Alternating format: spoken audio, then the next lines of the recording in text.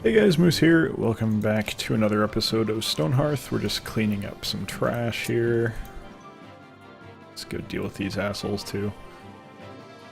And that is going to be it for that. We have everyone... No. Okay, good. Just making sure I hadn't put the town on alert mode. We're in good shape now. These guys are just getting healed up. Yeah, alright, looks good. So, I ended the last episode kind of talking about depression a little bit, and I figured now it would actually be good probably to talk about that a bit more. It's a fun topic. I'm interested. Well, okay, it's maybe a sad topic, but it's interesting, let's put it that way. I think it's interesting, so worth discussing. So, I guess I'll talk about my experience with depression first and then go from there. So, I mentioned this in the previous episode, so if you watch that, you'll probably already have a reasonably good idea of what I'm talking about. But growing up, probably starting in middle school / high school, when grades started to be involved, I would consider myself to be a very stupid kid. I was intelligent, but I was stupid. I could do math, but I was an idiot. I don't know if you really can understand what I mean by that, but looking back, I do not like the person that I was. I'm not happy with who I was from an awareness, like a social awareness standpoint. Just generally interacting with people standpoint, I don't like who I was. And I believe that I was stupid in a variety of ways, but that led to me being unsuccessful generally, particularly at school, which there was a very heavy emphasis on. So that immediately was like a major negative in my life. It's like, okay, well, I suck at school and I'm not doing well, so now it's really difficult as a kid to meet failure with determination to not fail again. It's very difficult to do that as a kid who hasn't had the life experience of just sucking it up and getting through it. Like, if you're, as an adult, you should understand, you know, alright, if I failed, then shit happens. You just gotta keep doing it. You gotta keep going. You can't just wallow in self-pity. It doesn't work. Nothing is going to improve if you do that. You have to understand that you gotta keep going. But as a kid, you can't really expect a kid to understand that. So, of course, my reaction to failure was basically to continue doing... I didn't want to do anything and keep doing the things that led to failing in the first place. I wanted to keep playing games. I wanted to hide from reality. I didn't want to have to deal with anything. So, I did. And that obviously didn't make anything any better, so things continue to fail and fail and fail. And that was the case always in school. And even now, like, I'm a little bit paranoid if I go back to school, is it going to be the same thing? Because it's more than just what I've described so far. There's other aspects to it. There is, I would say, emotional abuse going on. And things of that nature, people not reacting well to my failing, not doing the things that they should have been doing if they were looking to support me, things like that. And then also, school doesn't really, for my attitude and my personality, school's not very good, because my attitude is very much, I want to do a thing and see the consequences of that thing. Benefits, not, when I say consequences sounds negative. What I'm really saying is I want to see the benefits of it. So, like, it's really rewarding for me to complete a task at work and say, hey, I did this, it's done, and now we have this benefit as a result. Like, something happened, and that is a really strong motivating factor for me, and it really helps me continue to work hard. That's kind of what I lean on in order to keep going, and it gets me through really repetitive, really tedious, really detail-orientated tasks that would otherwise really be frustrating and difficult to keep doing because, you know, well, I already said it, they're tedious. They're extremely tedious. but I keep doing it because there's a reward cycle there. It's like playing an MMO or a video game. And I think that really conditioned me, video games really conditioned me well for the work environment, because imagine you're playing, I don't know, like Hearthstone or something. It's not the best example, but it's an example. Okay, we need to retreat here. People are going to get knocked out. One already did. Say you're playing Hearthstone. You guys are going the wrong way, you know that, right? There you go. You can play and kind of do the same thing over and over again and see some success from that. You're going to break my door, you fucking prick. I hate these. It's one of the most annoying things in the game. Creepers are fine because that's a whole different thing and it's a fairly limited amount and combat's not as constant as it is. Like, creepers are not going to come to you usually in Minecraft. These assholes come to us. It's very annoying that I have to keep a stock of certain things just because these assholes will break down doors. I understand that door breaking is necessary for this, but I would prefer that it's a temporary thing. Where the door will come back, or I don't know, something. Anyway, it's annoying is the point that I'm making. So anyway, video games really, like, say you're playing Hearthstone. You can kind of do the same thing. You can play Aggro Hunter, or Face Hunter, you can play Pirate Warrior, you can do whatever, and it'll just be like, if you don't know Hearthstone, basically the idea is you basically play every game the same way. You don't have to worry about what the opponent's doing so much, and you generally win. So you have this cycle of... Oh, maybe that's a bad example, but you kind of still see it. You have a cycle of doing a thing and getting rewarded for it. It can be the same thing over and over again. You can maybe see that in maybe other games a little bit more clearly, and you can say, hey, if I do X, I will get the endorphin rush and reward of winning because I succeeded at whatever it was. That's how video games generally work. You do a thing, and then you succeed, and you get a loot box, or that's the modern version. Otherwise, it would be you win the game. You just win, or whatever. And both are fine. Loot boxes can have some issues, but that's a different story for another time. Not really a story, just different conversation for another time. I've never spent money on loot boxes in any game, as far as I'm aware. I can't remember any anyway. Even Hearthstone. But, that's kind of how work works, I think. Though there is no real reward, it's just you finished your work, which I guess is a reward, because everyone wants to be done with work, right? So you complete a task and then you're done. And for me, maybe it's a little bit more because I take pride in my work and I want to succeed and show that I'm good and intelligent at what I do. Good at what I do and intelligent, that's what I meant to say. So for me, completing a task is a reward in and of itself. I don't necessarily need anything more than that. And that works really well for me because it's not that different from games, like I just said. It's a very similar cycle. So it's very easy for me to... Or maybe not easy, but I think it's easier for me than it is for a lot of other people to just buckle down and do something tedious and just get it done. Because it's no different than playing a game, really, in my mind. It's the same kind of thing, like I said. So this is going to be about... No, not 100 yet. Okay. I'll let that keep going for now. Kind of running low on food ingredients. We've been cooking pretty steadily here.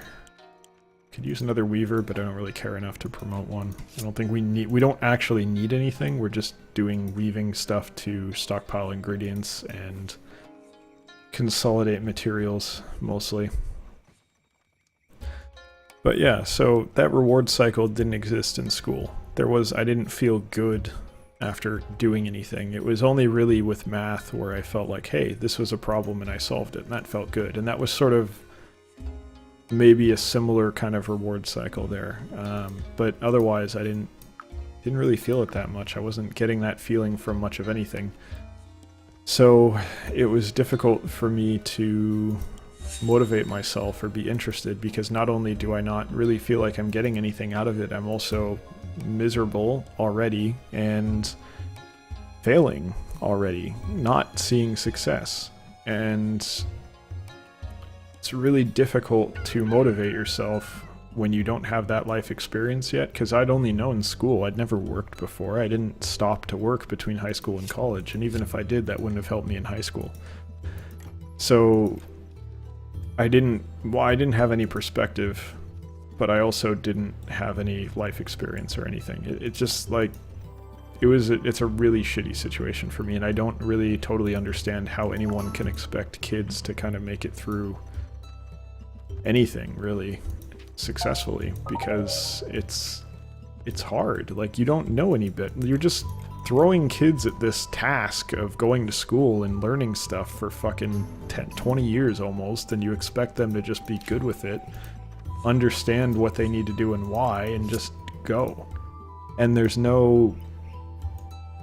It really just doesn't work that way, I don't think. You need to give someone a reason to care about something, or a reason to want to do something, and it's this nebulous bullshit of like, oh, well, if you work hard, you'll be able to get a better job later. Kids don't know the value of money. They haven't had to earn money and do any of this stuff. They don't understand. Why would you even go up there, you fucking asshole? God, I hate these things.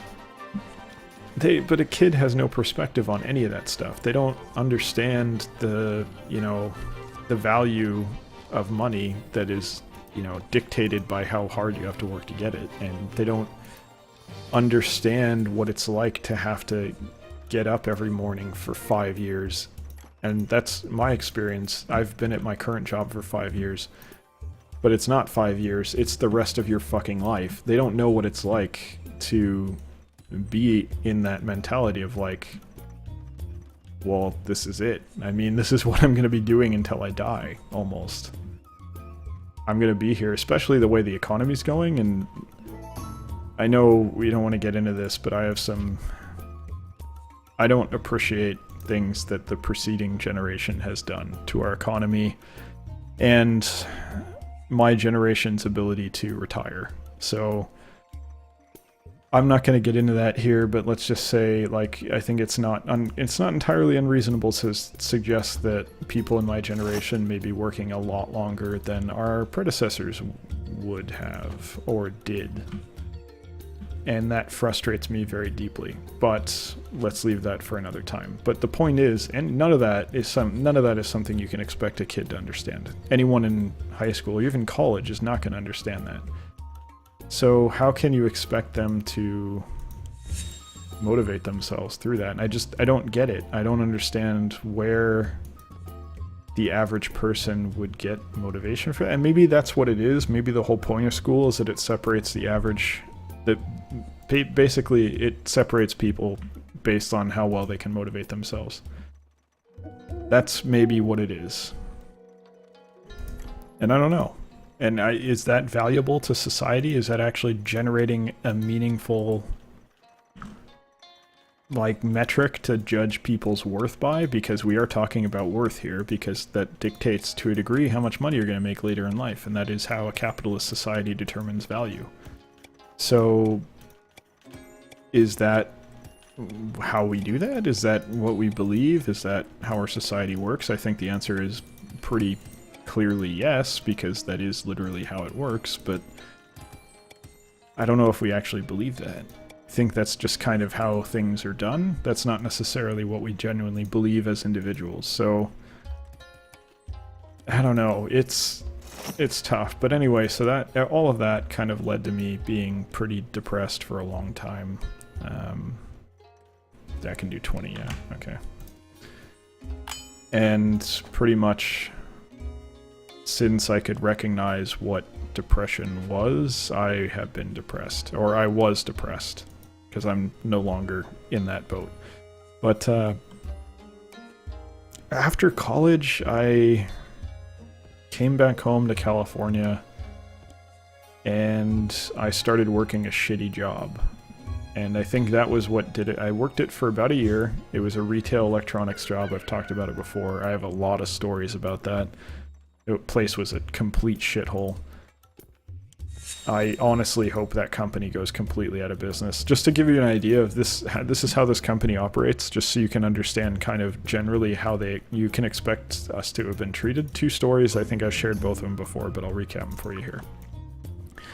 The first one is, anytime a product, say there's a product, say it costs $100, and $10 of that is a commission for the salesman who gets it to someone. And most of the people working there were salesmen.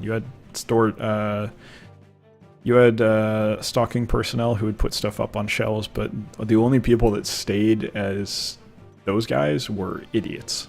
Like, you had to be basically incapable of caring for yourself in order to remain as a stocking personnel. And there were several that I can tell you stories about. And usually their inability to be normal or even abnormal but functional was chemically induced with drugs. But again, that's some fun stories for another time. They weren't fun stories for the people involved, so I shouldn't make light of it. But those people did not have their shit together. Anyway, point is, most people are salesmen. They just made us do the stocking work anyway. I was the salesman. So say there's a $100 item, $10 commission. And say the store puts it on sale for $20. Normally, you'd say, okay, well, the commission's 10%. So if you put it on sale for $20, then you'd take 2% or 20% out of the commission. Like, the commission would go down to $8, and it'd be $72 to the store, $8 to the salesman, right? Because you'd have proportional decrease for both parties. No, actually, if it went on sale for even $10, the entire $10 sale would come out of the commission, and they would have no commission.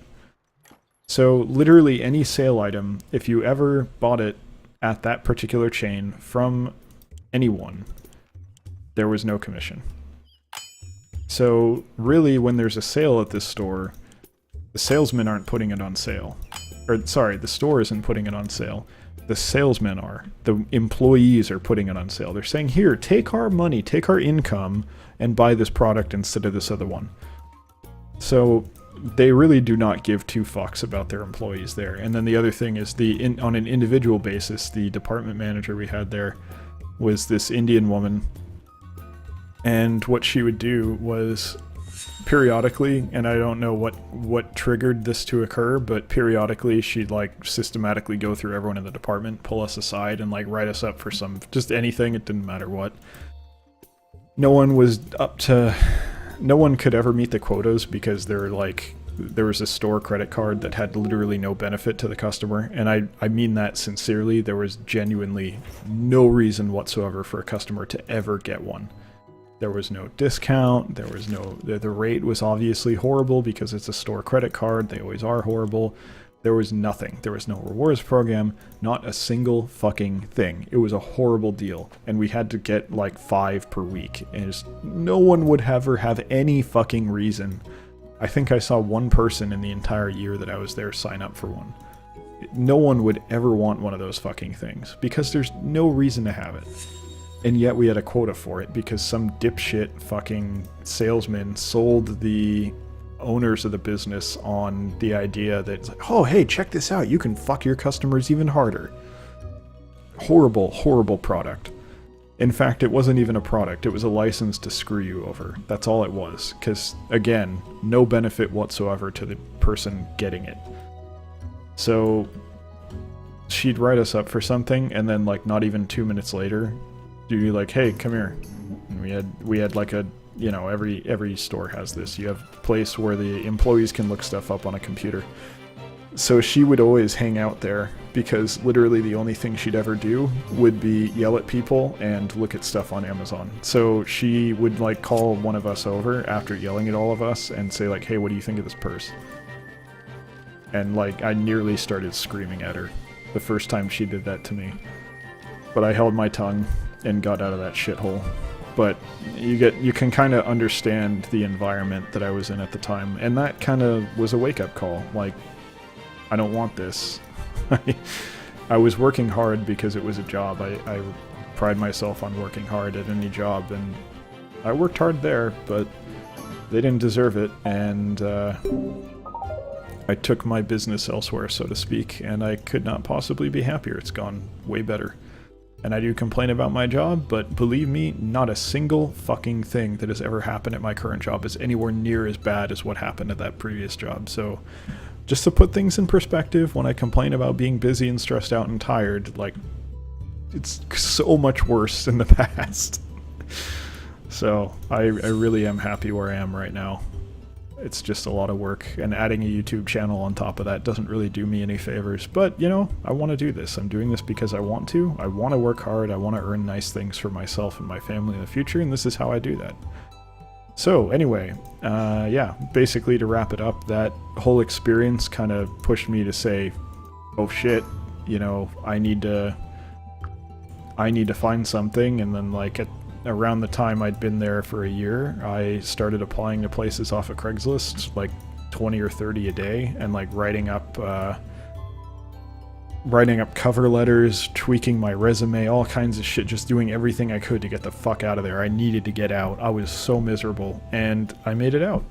It took like a couple hundred applications, but I made it. I got out of there, and it's over. So I'm very happy that I did that, and that's without that experience, I don't think I would have been able to really be happy with myself, because even there I wasn't having success. I wasn't being successful. I was making shit money. I was living with my parents. I was miserable, pretty much. And getting out and earning enough money to live on my own and kind of do my own thing and feel like I'm successful really put me in a much better state of mind, where I can say, you know what, look, I've been there. I've been successful. I've shown that I can do it. So if I fail, you know what? It's a temporary thing. I just need to deal with it, move on, and do better next time. I'm much better at handling failure now. And I think that's something that, as a parent, I'm going to have to think really long and hard about and try to understand how I'm going to try to give that lesson to any kids I have, so that when they do fail, they understand that, you know what, it's not the end of the world. You don't have to be miserable about it. You just got to put it away and move on, because you can't dwell on it. And that's what I was doing when I was younger. So anyway, that is pretty much my experience with depression and how I dealt with it and got out of it. And it's not exactly what I intended to talk about. There's kind of a different angle that I'd intended on taking based on the previous episode's ending, but I think this is a good conversation. Hopefully it had some useful stuff in there for you. I know everyone's life is different, so if you're going through some shit, the solution may not be the same for you, but you know what? The bottom line is, you'll be fine. You'll figure it out. Everyone's life is different. Everyone has good things in their life and things that they can do. And obviously I'm generalizing, but you're probably not the person being kept as a slave in someone's basement or something that really has the worst possible life. And that's the whole nother thing. Generally, when you're feeling shitty, it's really easy to take it over the top and feel like everything is shitty, but you have to have perspective to take a step back and realize, you know what, not everything is horrible. I never took a step back and said, hey, you know what, I have skills. I am moderately intelligent. I can do math. I understand these things. I grew up with computers, so I have a really big head start on a lot of people. I didn't have the perspective to take a step back and understand what my strengths were and how to use them, instead of just being depressed about my failures. And that's kind of the difference between who I was before and who I am now, and why I was able to kind of not really turn my life around. My life was acceptable at the time. It just wasn't good enough. Now it's better, and now I'm happier. So anyway, that is going to do it for this episode. I hope you enjoyed it. Feel free to leave a comment if you would like. If you're going through something, feel free to talk about it in the comments. I know that's a pretty public place, but you know, sometimes it can help to get it out. So feel free. Anyway, thank you for watching, like I said, and I'll see you next time. Take care.